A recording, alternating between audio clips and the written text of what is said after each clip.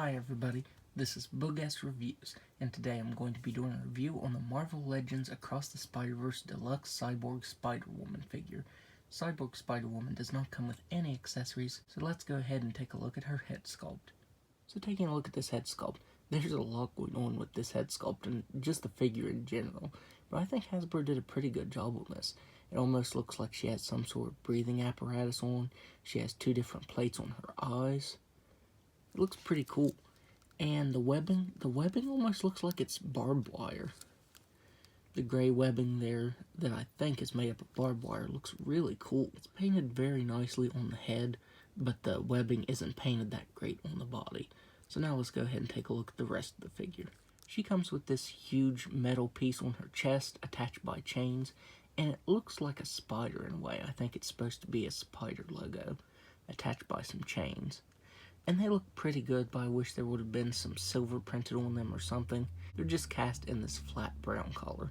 So yeah, it would have been nice if they would have had just a little bit of paint on them. As I said, some of the webbing is painted on the suit. Like here on the front, it's painted pretty well. I think that looks pretty good. But on the back, there is no paint. It just stops right here. So yeah, I'm definitely going to have to repaint that. It does suck that they just skipped on the paint, and it's the same way with the back of the figure. It's like they just stopped at a certain point. On the left arm here, you can see that it stopped right here, and it's not painted on the back here. It's not even painted on the shoulder there. So yeah, that is pretty irritating that Hasbro didn't paint that on, because I think it would have looked really nice. It would have looked really good. You know, for a deluxe figure and the price point that this is at, the least they could have done is actually paint those on there. I love the way the shoulder pad looks, though. It looks very nice. The left shoulder pad looks like the spikes are made out of bullets, and that looks really cool.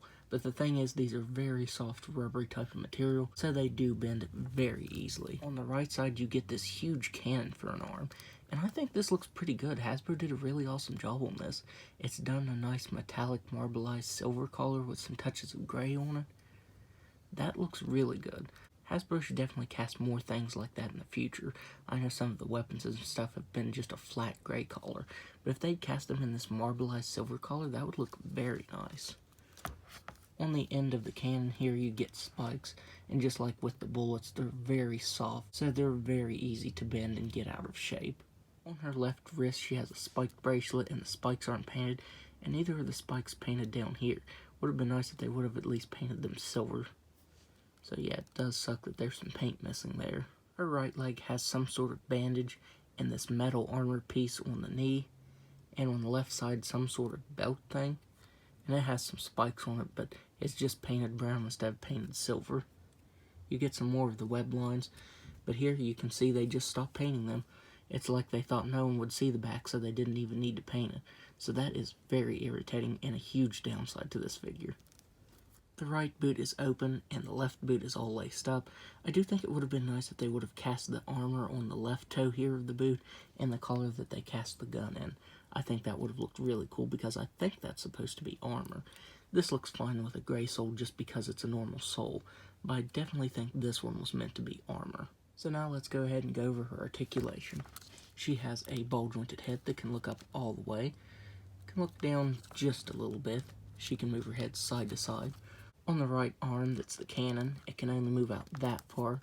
It can move up, and you can move it side to side here. And this also moves around. I'm not sure if that's meant to. I think that's just a separate piece, but that does move. And on the left side, her shoulder can move all the way out. She has a swivel at the bicep, double jointed elbow that can only bend in that far because of the shoulder pad there. She has a swivel at the wrist that can move side to side and up and down very nicely.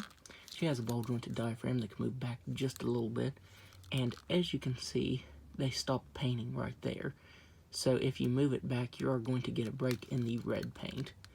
She can't crunch forward very far. She can move side to side very slightly. She has hips that can just about do a complete split.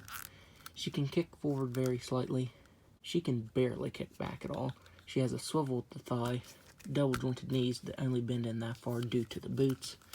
Swivel at the ankle that can move down all the way, up a nice bit, and an ankle rocker. So now, let's do some size comparisons. So first up, here she is next to the first movie Miles Morales figure. I do have the new Miles figure, and I'm going to be reviewing him shortly. maybe sometime this week if all goes well. Here she is next to Spider-Gwen.